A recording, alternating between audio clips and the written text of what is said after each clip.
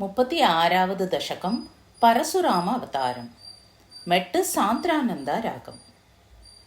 అత్రే పుత్రతయా పురాత్మం అనసూయాయాం హి తత్తాపితో జాత శిష్య నిబంధదంతృతమనా స్వస్థశ్చరన్ కాంతయా దృష్టో భక్తతమేన హేహయమహీపాలేన తస్మై వరాన్ అష్టైశ్వర్యముఖాన్ ప్రదాయ దదిత స్వేనైవ చాంతే వదం సత్యం కర్తుమదార్జునస్య చ వరం తచ్చక్తిమాత్రానతం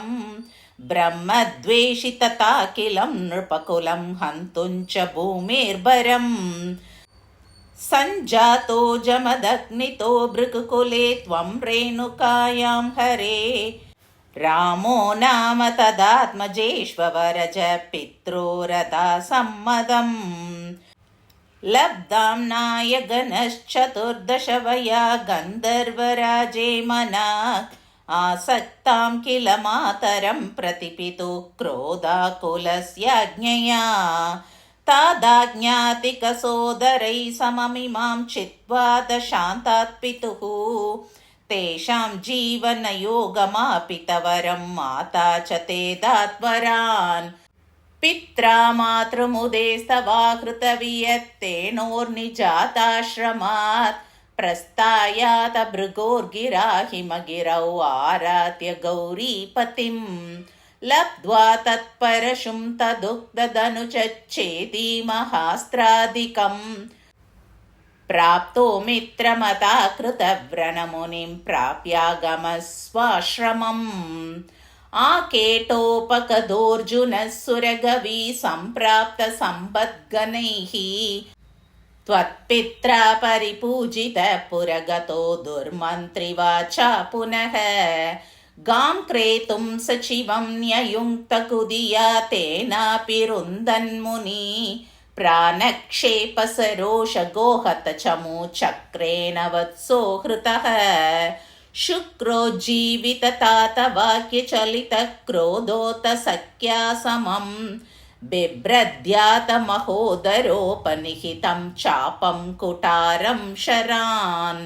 ఆరూఢः సహ వాహయన్దృకరతం మాహిష్మతీమావిశన్ వాగ్భిర్వత్సమదాసు శిక్షితిపతౌ సంప్రాస్తుతా సంకరం పుత్రానామయుతేన సప్తదశభిశ్చ అక్షౌహిణీభిర్మహా సేనానీభిరనేకమిత్రనివహైర్వ్యాజృంభితా యోధనః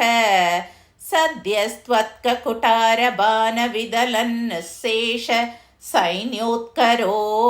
భీతిప్రదృదనష్టశిష్టతనయ త్వామాపదత్ హేహయః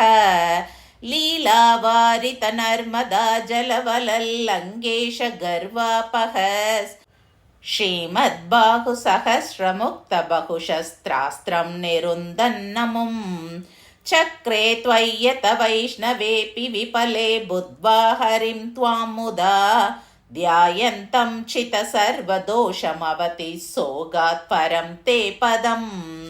భూయో మర్షిత హేహయాత్మజగణైస్తాతేహ తే రేణుకాం ఆజ్ఞానాం హృదయం నిరీక్ష్య బహుశస్ఘోరాం ప్రతిజ్ఞాం వహన్ ధ్యానానీతరదాయుధస్వమకృతా విప్రదృహ క్షత్రియాన్ దిక్చక్రేషు కుటారయన్ విషికయన్ నిక్షత్రియాం మేదినీం తాదోజ్జీవన కృన్నృపాలకకులం త్రిసప్త కృత్వోజయన్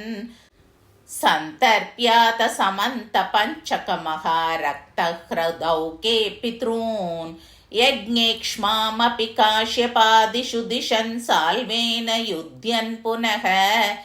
కృష్ణో ముం నిహనిష్యతీతి శమితో యుద్ధాత్ కుమారైర్భవాన్ న్యస్యాస్త్రాని మహేంద్ర భూపృతి తపస్తన్వన్ పునర్మజ్జితాం గోకర్ణావతి సాగరేణ ధరణీం దృష్వార్తితస్తాపసైః ధ్యాతేశ్వాసధృతానలాస్త్రచకితం సింతుం శ్రువక్షేపణాత్ उत्सार्योद्धृतकेरलो भृकुपते वातेश संरक्ष माम् श्रीहरये नमः सर्वत्र गोविन्दनाम सङ्कीर्तनं गोविन्द गोविन्द